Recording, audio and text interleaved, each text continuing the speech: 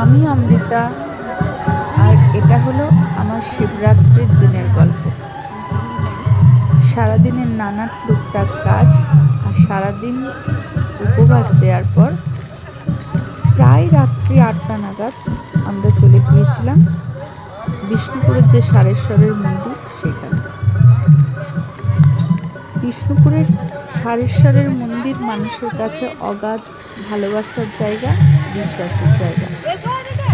আমার কাছেও তাই।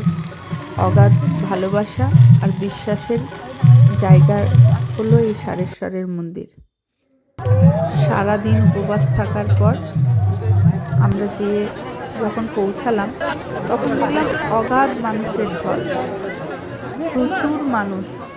প্রায় রাত্রি 9টা, তখনও দেখলাম লাইন দিয়ে দাঁড়িয়ে আছে।